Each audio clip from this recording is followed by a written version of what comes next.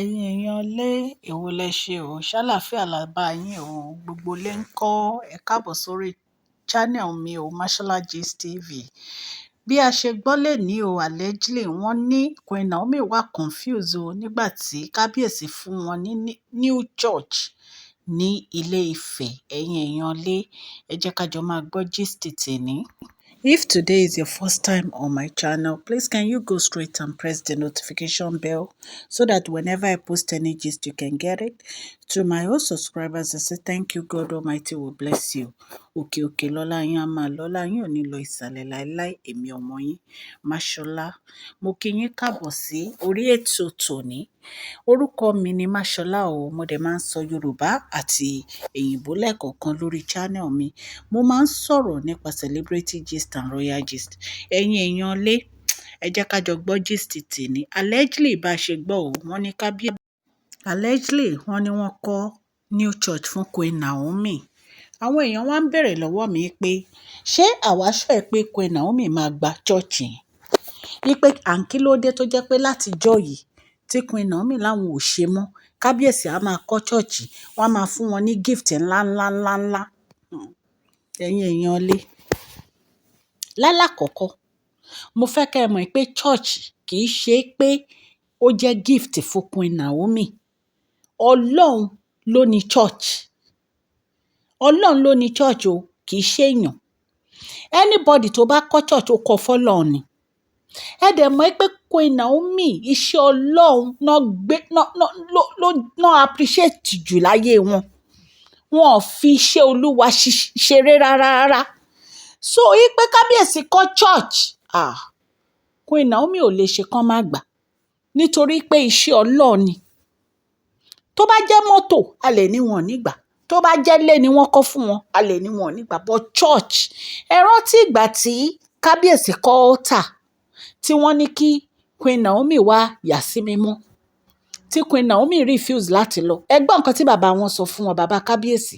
Bàbá wọn sọ fún Queen Naomi pé ṣé Queen Naomi ń bọ́ lọ́hùn jà ni?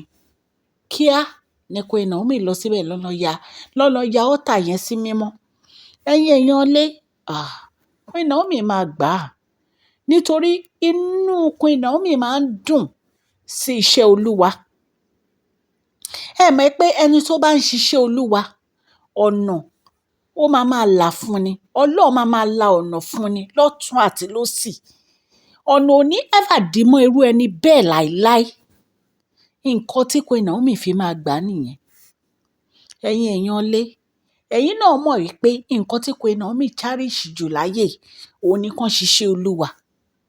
Ẹ dẹ̀ mọ̀ pé ìgbà tí Queen Naomi wà ní palace nígbà yẹn náà wọ́n máa ń ṣe crusade kiri.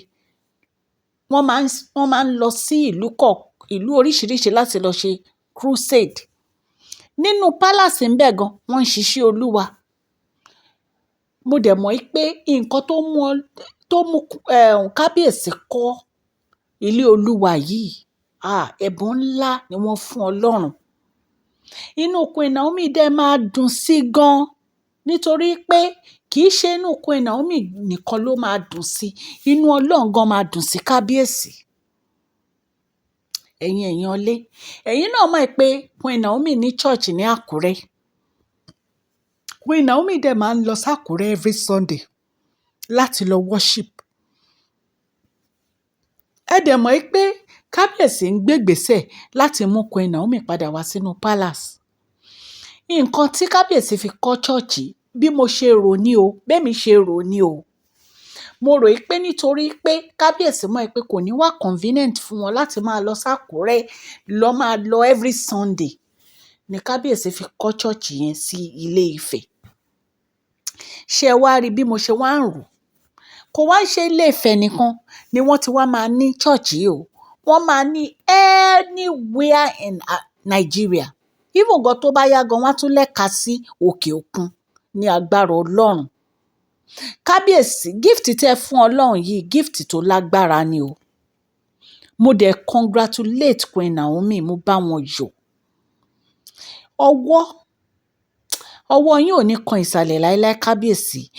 Owó tẹ́ dẹ̀ ná ìlọ́po lọ́lọ́run ló máa dá padà fún yín.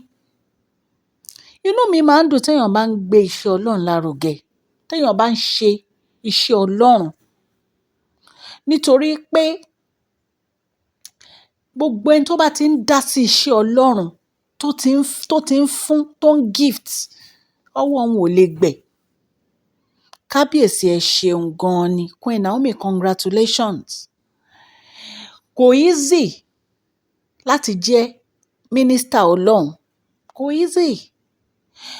Mo wá ń gbàdúrà pé ìgbà tẹ́ bá máa ya church yẹn sí mímọ́, gbogbo nǹkan tẹ́ bá ti dáwọ́lé níbẹ̀, Ọlọ́run á máa gbà fún yín ṣe ni.